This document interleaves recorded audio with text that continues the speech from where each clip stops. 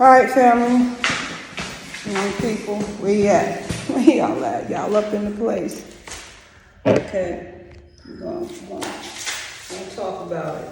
Okay, talking helps. It does. You know, it helps a lot. And you know, you have to be a good listener, though.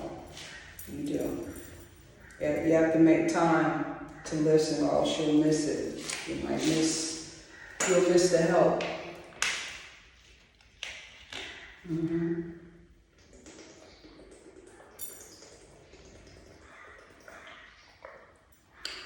And I know a lot of you, you don't particularly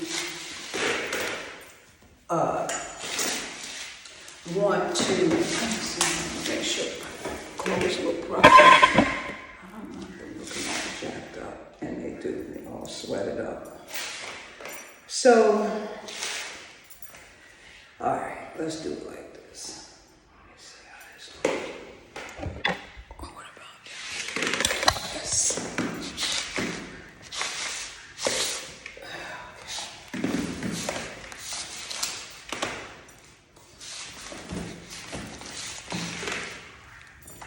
All right, so just excuse my sweat. I'm sweaty, family. I'm trying to get this finished because I have a lot of stuff to do. So if you see me all sweaty, I apologize. But okay, don't look past that.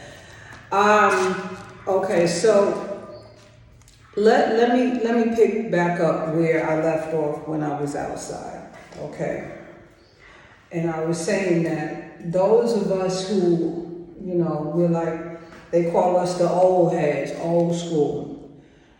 Many of us, especially if you're from New York, or some of the major cities in America, you may have grown up with family members who, were drug users, drug dealers, drug users, drug abusers.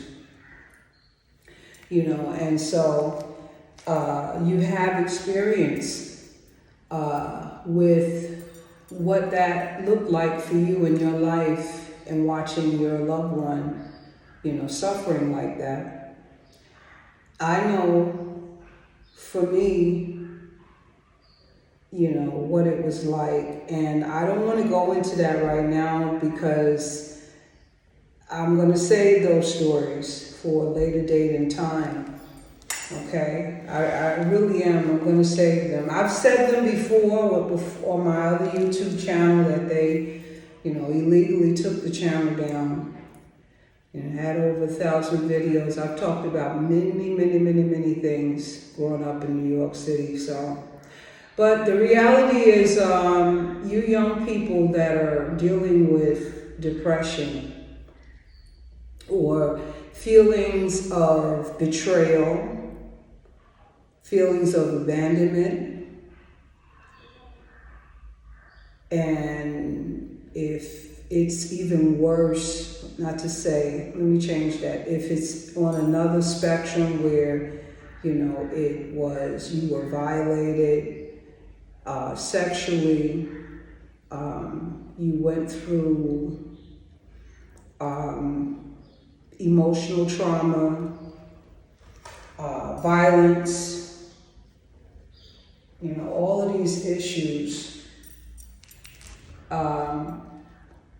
And I want to go on record saying I'm so very sorry that you're going through what you're going through. I really am sorry, and I feel really bad for you all. Because I promise you I know. I do. And I know how it can run its course. You understand, young people? Young African people, please listen to me. If you're suffering with any kind of feelings like I just described, or in the previous video, part 1, you do need some sort of help.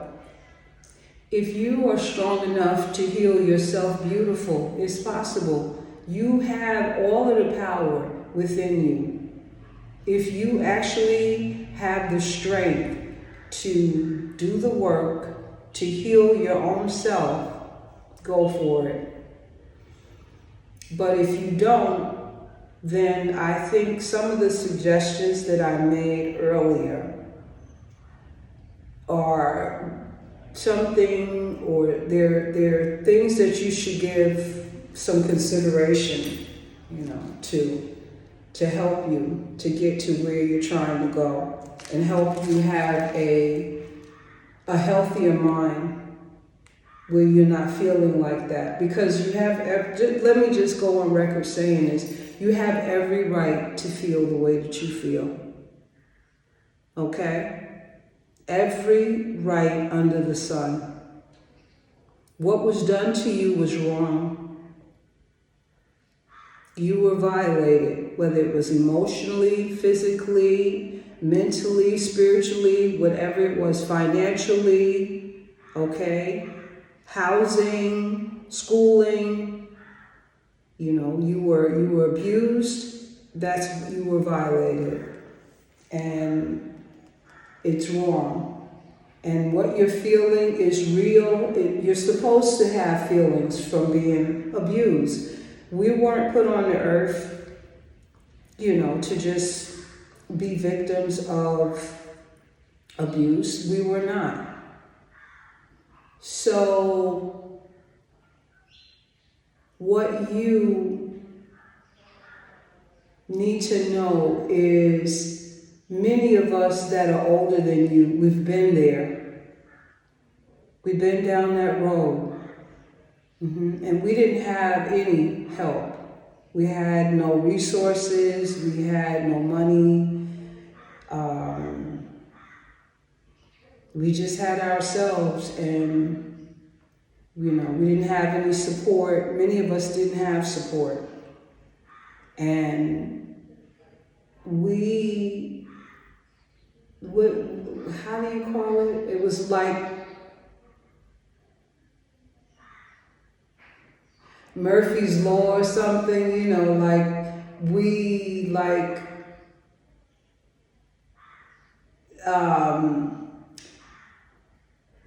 gosh, I'm looking for the right cliches. This is one that's coming to mind. We learned through trial and error. That's basically what it was. Yes, it wasn't like there was absolutely never anyone on the planet to help us. No, that's not true. There were people that, were in our space or that came along in our lives at some point in time. I'm speaking from personal experience, and I'm sure others can attest to this. And I want to go on record saying this. We were also, not all, but there are those, amongst us who grew up, we were hard-headed, we didn't listen. These are natural ways of being in life. And some people learn and they come out of it, earlier than others. Others never learn and they stay stuck in that energy. So we went through all of that. But the whole reason behind that type of behavior, there was reasons for the behavior that we didn't even understand at the time. Oh, well, that's why I'm acting out. Maybe that is why, because something happened to me when I was a child. I was abused, I was raped, I was abandoned, yeah. And then, that you repress those feelings and it comes out in other ways. So it comes out, in your behavior, in your interaction with people. When you get to school, it may come out in school with your classmates. It may come out towards any authority figures, your teacher, whoever, I pray not, but especially in today's time, the police, back in the day, wasn't that bad, but today is different. And so this repressed, unvalidated energy that you're feeling is real.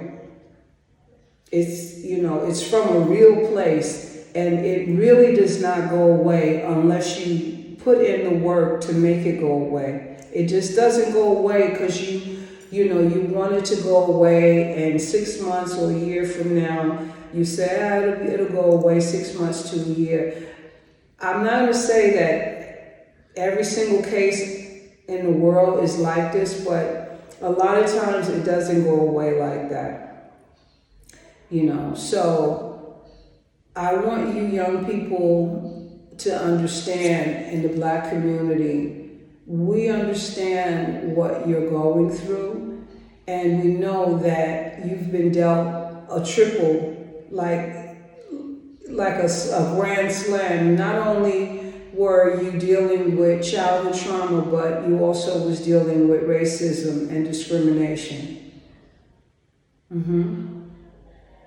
And so when you compile all of that together, and now you're dealing with, information coming out, truths being told, lies being exposed. So you have all of this stuff, and it could play into your life in directly or indirectly, and it will affect how you feel. It just does. Will it affect everyone the same? No. But for those of you who are, sensitive, normally it really grab hold to, those that are very sensitive beings.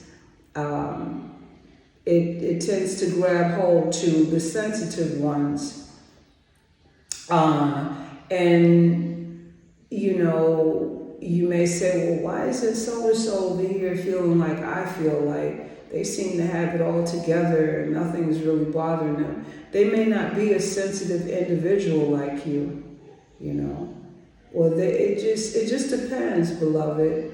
But you all have a lot of issues to deal with, different issues, different political issues, different groups and tribes of people today, that you have to process and,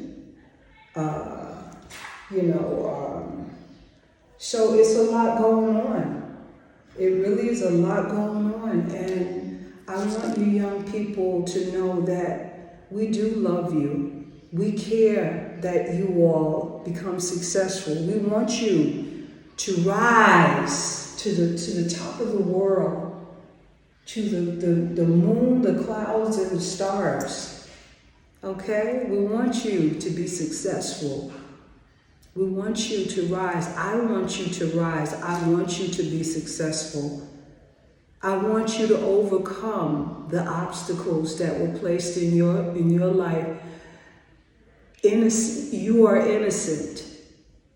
It's not your fault. You're innocent. You are a survivor of one of the worst tragedies in the history of the world. The Black Holocaust, the African Holocaust. Okay? All of this stuff is a direct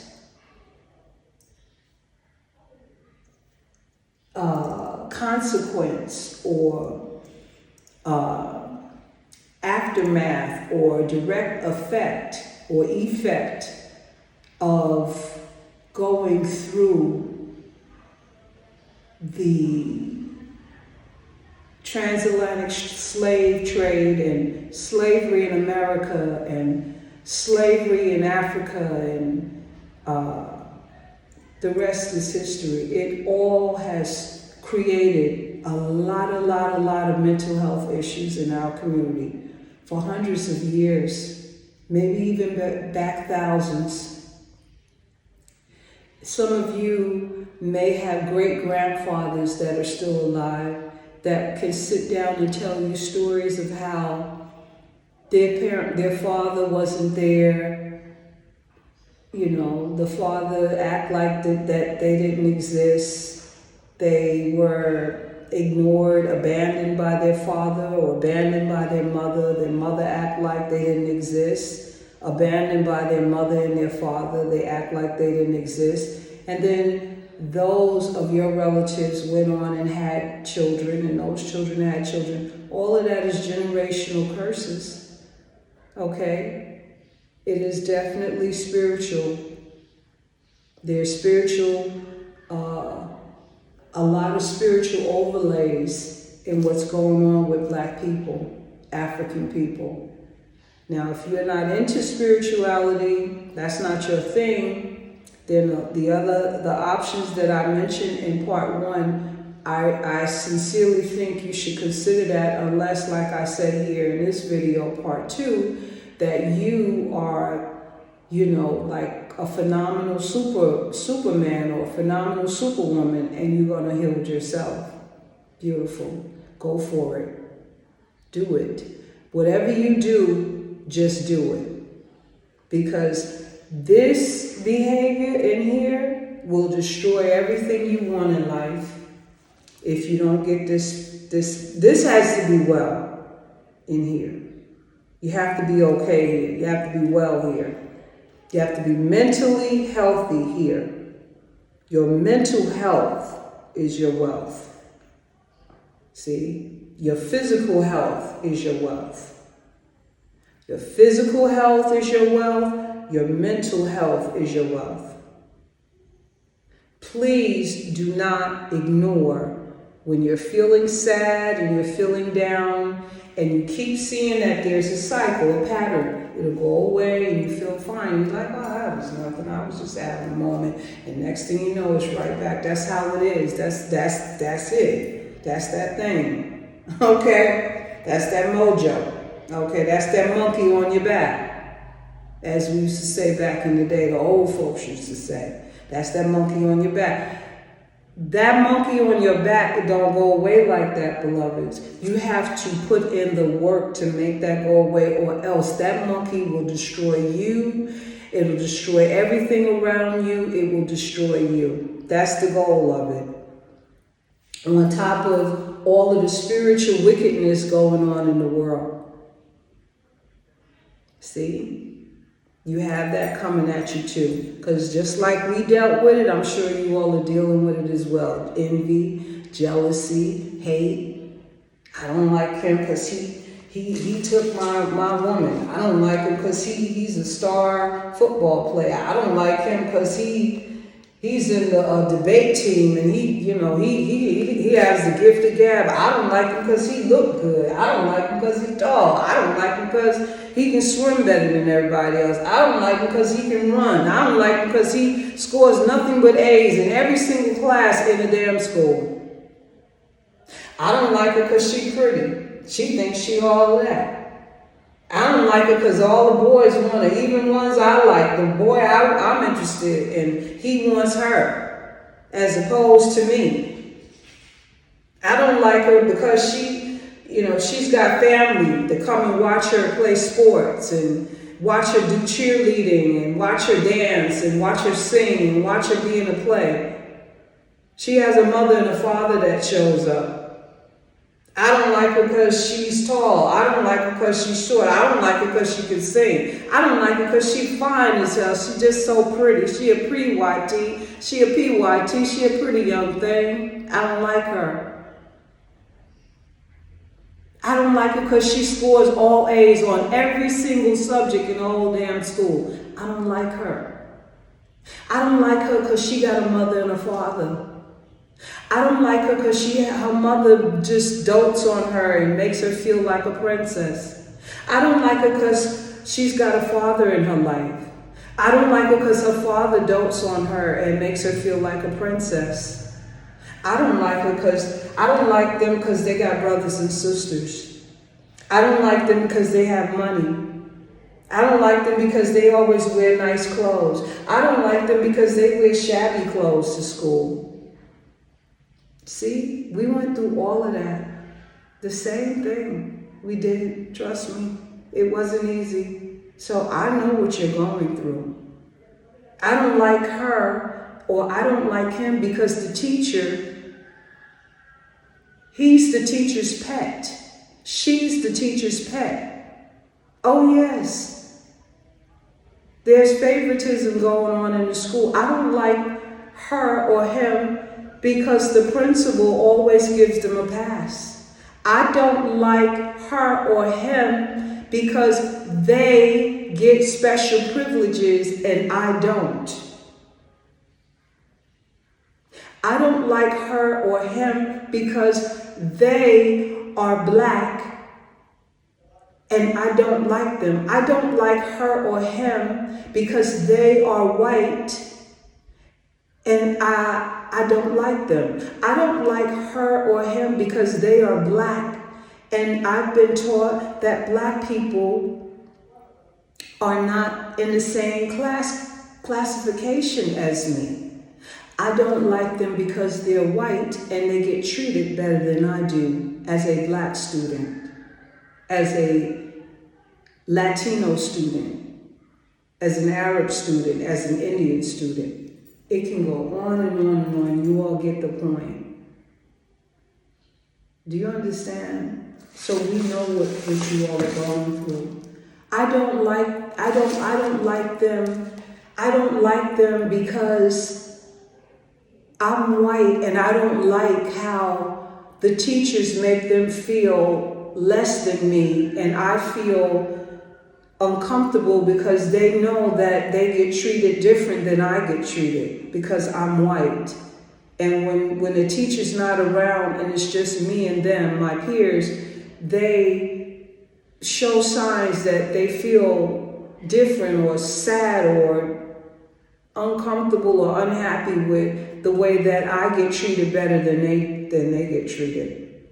And I don't feel that way about them. I like them. I feel they're equal to me. But my teachers and the school and the security guard and the local police that protect the school, and they all treat them different than they treat me and my brothers and sisters in the school. See? We understand what's going on. We do. So I'm going to end here. I will, pick back up another time with,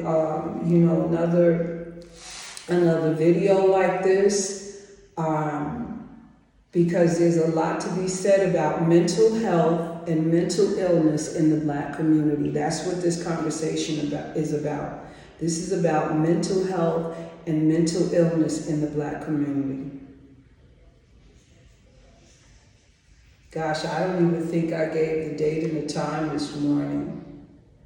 Okay, I didn't. I didn't give the date and the time. I'm gonna have to go out there and do that. I have to have that in the video. But that's what this video is about: mental health and mental illness in the Black community, in the African community. So that's it for this one, family. Stay tuned for the next episode. Have a great day, family.